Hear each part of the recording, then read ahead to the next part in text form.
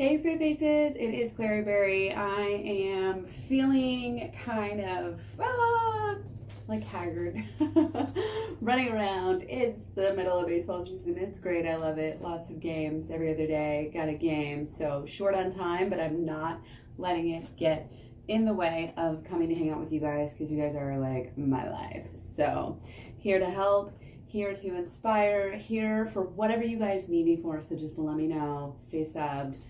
Follow me all over. Anyway, today we're talking about Mrsa in your meat. How freaking disgusting is this? I've mentioned antibiotic resistance in meat before, but we need to take it a step further. We need to wrap our heads around, you and me both, wrap our heads around what this means, what this whole antibiotic resistance epidemic means. It's so easy to have these terms and they mean something, and then we think about them in certain terms, and then we're not realizing that, wow, what are these actually? What is going on? Have you heard of Mrsa even? Oh my gosh. It is one of these superbugs. Mrsa is a superbug. It's multi-drug resistant. Have it written down somewhere. Multi-drug resistant Staphylococcus. The A. I don't know what the A is for. Multi-drug resistant staph, basically, infections. I knew somebody who had this infection in their body. It was like the worst infection I've ever seen. Like it was like threatening fingers, and it's bad. Especially when you have a lot of people who are immune compromised. Having antibiotic resistance is not good. So for those of you who may not know exactly what I'm talking about, younger kids, younger generations out there, or just people who haven't heard of it, it is something that is becoming like the scientists are worried about us getting this epidemic because we're overusing antibiotics so much.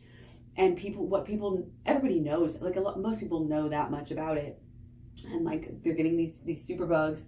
These bacteria are resisting the drug, so they become superbugs by fighting. And like the ones that don't get killed, that are left behind, they end up mutating and changing and being able to resist these antibiotics that we have to keep us healthy. So people just think, oh yeah, well, we get antibiotics when we go to the doctor. That's not the main source of antibiotics in the United States. The main, 70 to 80, I think it's about 80% now of the antibiotics that are used in the United States are going directly to animals. They're giving these to the animals in factory farms. Preventatively, just healthy animals are routinely having this. It helps them grow, and it also helps them to stay healthier in these inhumane, conditions that they're being kept in, these unclean conditions, overcrowded conditions. Oftentimes cages of some animals are stacked upon each other, so the waste is falling down. Just a lot of animals standing around in their own excrement. It's really disgusting. It's really sad. It's no way to live. These animals are tortured every day, but then you have to worry about, them getting sick because they're right next to each other and they're in their own feces all day. And who knows, they're also eating, their own kind, and it's like cannibalism. It's like forced cannibalism. It's like these animals, you can't imagine what they're going through. But anyway, the antibiotics that go to them, obviously it not only gets into the people who eat them, and this is all the animals that one would eat, that are factory farm: turkey, chicken, cows, pigs. All of these animals, are eating lots of, and I'm pretty sure they definitely give it to salmon as well, especially farm salmon, obviously. So it's really a huge problem. And not only does it get into the people, who are eating this, obviously any kind of pesticides, toxins gets stored in tissue of animals, longer than it is in plants. So when you eat a plant, you're getting much less of it if it's in the ground, but it builds up in animals. So also, that is the other issue too, is that it doesn't go in human body that's consuming this, but it goes into the land, into the water, into the runoff, into our other foods, and all this different stuff. It's just a huge issue.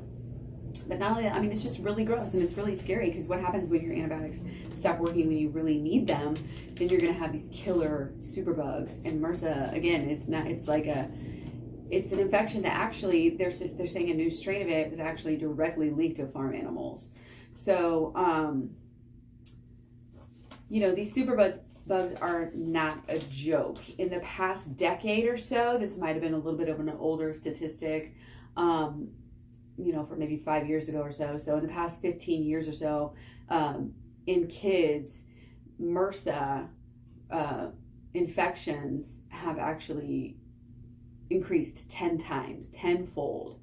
And, a lot of people are hospitalized by this stuff. You guys, like 7 million are sent to the doctor or the ER every year from Mrsa here in the United States. And it costs $8 billion in medical costs. So, and Mrsa is not the only thing that's in this meat. They're finding that, Mrsa is in Louisiana.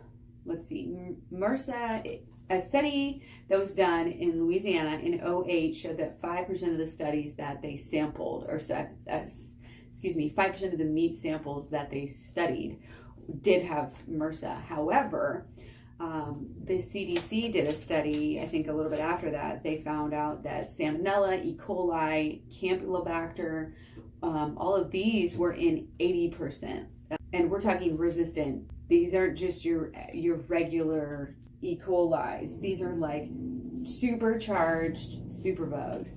And they're finding this in 80% of the samples. So that's just crazy. When you have 80% of your meat samples containing this, that's poop right there. E. coli, this is fecal shit. This is what you're eating. You're eating all these crazy bacteria. And in the case of mad cow, prions, they aren't killed easily. They're not killed by, just cooking your meat. And anyways, when you have to cook your meat more, you're actually getting more carcinogens. And so that's kind of backfires on itself. You kill more bacteria, but not all, because prions, again, they're not killed for like any kind of medical sterilization won't kill it. Like it just doesn't, it has to be so hot for that to kill it.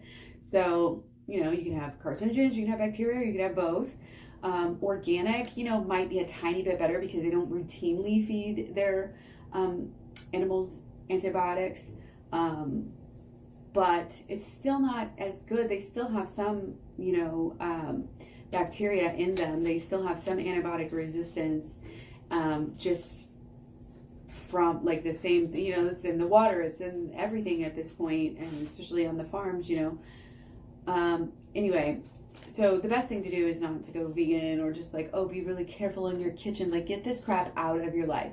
Get this crap out of your body, get this crap out of your kitchens. Especially if you have kids, for them to just lick a counter and, they watch some like studies or, maybe a news section, go on YouTube and look up about these, kitchens, like, your kitchen, if you are a meat eater, your kitchen sink, like your drain, is probably the most nastiest toxic thing, like worse than your toilet, honestly. That I've seen studies like that. So why would you want to be eating this stuff? Like I could make a million videos and talk for hours about like what is in your meat, but this is just something that, and of course, like a lot of people are just going to be like, oh, well, I only eat, certain kinds of meat. I only eat fair trade, grass-fed, organic. Look, there's a lot of ways around all of that stuff. If it's a small farm, it's totally different. We think, oh, it's great. If they say it's humanely slaughtered, we totally believe them. If they say it's grass-fed, doesn't mean it's grass-finished, doesn't mean it's all organic, doesn't mean, we tend to think things are legit, and then people tend to be like, oh yeah, well, I mainly only eat, grass-fed beef. But it's like, okay, yeah, what about the chicken? Free range chicken just means they're not in a cage. For them to have access to the outdoors, it doesn't have to be but for minutes a day. And they don't even have to go outside. Like, they could just, all they have to do is like open a door to the outside. Like, it's just, there's these labels and these companies are just going crazy. So really, for our future, for the future of this planet, of this of our species, like, we need to chill on the motherfucking meat and the motherfucking antibiotics, because this is crazy. And the thing about when people say, oh, grass-fed beef, my beef is grass-fed, it's elitist. People say vegan is elitist. No, grass-fed beef is elitist. Grass-fed beef is is destroying the rainforest. That's what the majority of the rainforest is being cut down for, is grazing land. When you actually think about this and do the math and do the research, you will realize that grass-fed beef is completely unsustainable. With more and more countries becoming industrialized and raising the demand for meat across the world, the world population rising, 8, going to be 9 billion here after a while. We have enough.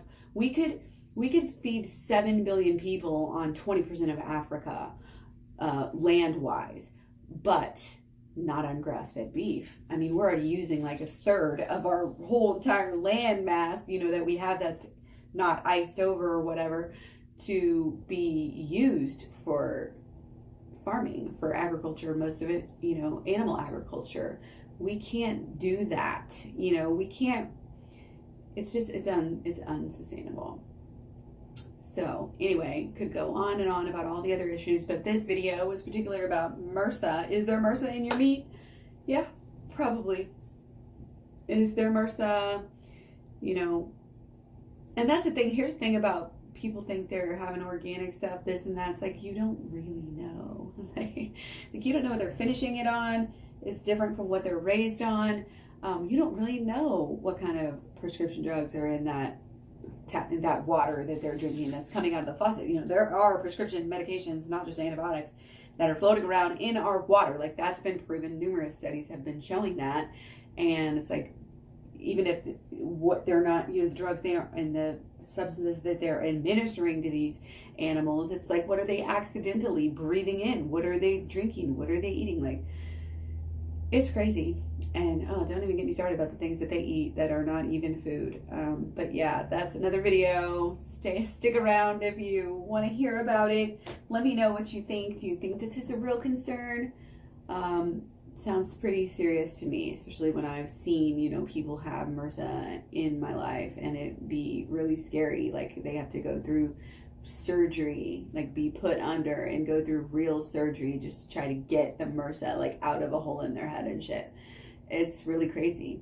So anyway, I'll leave you on that beautiful, lovely note. And yeah, take care. Don't forget your fruit. Hey, if you guys want some CBD, I've got the best CBD. There's a link on my Instagram. So just go to KlaireeBerry on Instagram and you can get this CBD American Shaman. It's super pure. We've got this nanotechnology in here that's actually more bioavailable than oil. So I can actually put this into like one of the vape pens and vape it, or I can put this straight in my mouth, and the flavors are really, really good. So check it out. Again, you can find the link on my bio at KlaireeBerry on Instagram. So I'm pretty much the same name all over social media. So wherever you're at, look me up. And yeah, I'm gonna take some more of this because I really do love this stuff. I've been kind of on and off it whenever I have any money. I just can't help myself with it. It makes me feel good. And now that I don't smoke weed, this is like my zen sometimes. And I'm not farting, that's my ball, in case you didn't know. But yeah, I hope you guys are having a great day. It's Tuesday. This week's going by quickly. I'm excited to get it over with. I've got some stressful things going on in work. Wish me luck with those. Yeah, they're handing out pink slips, and I hope I don't get one. So anyway, I'll keep you guys updated. Love you. Bye.